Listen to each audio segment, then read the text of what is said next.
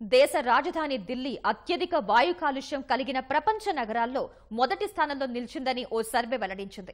పర్యావరణ స్వచ్ఛంద సంస్థ గ్రీన్ పీస్ ఇండియా దాదాపు 3000 నగరాల్లో సర్వే నిర్వహించి తీవ్ర స్థాయిలో కలుషితమైన తొలి 10 నగరాల్లో 8 భారత్కు చెందినవేనని పేర్కొంది. వాయు కాలుష్యం కారణంగా ఏటా 70 లక్షల అకాల మరణాలు సంభవిస్తున్నట్లు తెలిపింది. గ్రీన్ పీస్ ఇండియా అంతర్జాతీయ వాయు కాలుష్యం 2018 పేరిట రూపొందించిన నివేదికలో దిగ్భ్రాంతికర వాస్తవాలు బయటపడ్డాయి. ప్రపంచంలో వాయు కాలుష్య తీవ్రత అధికంగా ఉన్న 62 నగరాల్లో ఢిల్లీ మొదటి స్థానంలో నిలిచింది. ఢిల్లీలోని గురుగ్రామ్ పట్టణం ప్రపంచంలోనే అత్యధిక గాలి కాలుష్యం ఉన్న ప్రాంతంగా నివేదిక పేర్కొంది.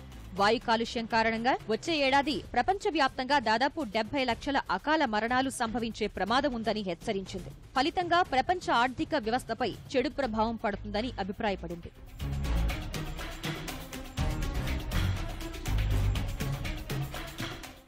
గ్రీన్ పీస్ ఇండియా నివేదిక ప్రకారం గాలి కాలుష్య తీవ్రత దక్షిణాసియా దేశాల్లోనే అధికంగా ఉంది. ప్రపంచంలోని 20 కలుషిత నగరాల్లో 18 నగరాలు భారత్, పాకిస్తాన్, బంగ్లాదేశ్లోనే ఉన్నాయి. ప్రధాన నగరాలైన లాహోర్, ఢిల్లీ, ఢాకాలు గతేడాది ఈ జాబితాలో 10, 11, 17 స్థానాల్లో ఉండగా ఈసారి టాప్ 10లోకి ఎగబాకాయి. వాతావరణంలో చోటు చేసుకుంటున్న మార్పులు గాలి కాలుష్య తీవ్రతను మరింత పెంచడంతో పాటు అడవుల దగ్ధానికి కారణమవుతున్నాయి. శిలాజ ఇంధనాలను మండించడం కూడా ఈ కాలుష్యానికి ఒక కారణమని నివేదిక తెలిపింది. సర్వే నిర్వహించిన 3000 నగరాల్లో 64% నగరాల్లో PM 2.5 మోతాదు ప్రపంచ ఆరోగ్య సంస్థ సూచించిన దానికన్నా ఎక్కువ ఉన్నట్లు నివేదికలో వెల్లడైంది. ఊపిరితిత్తులు, గుండె అంతరాల్లోకి చొచ్చుకుపోయే సల్ఫేట్లు, నైట్రేట్లు, కార్బన్ లాంటి మూలకాలు గాలిలో పరిమితికి మించి ఉన్నట్లు స్పష్టమైంది.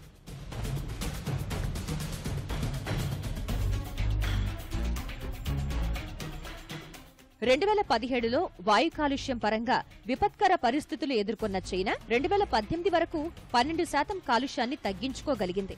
బీజింగ్ చేపట్టిన కాలుష్య నివారణ చర్యల వల్ల ప్రపంచంలోని 100 కలుషిత నగరాల్లో చోటు రాకుండా జాగ్రత్త పడగలిగింది.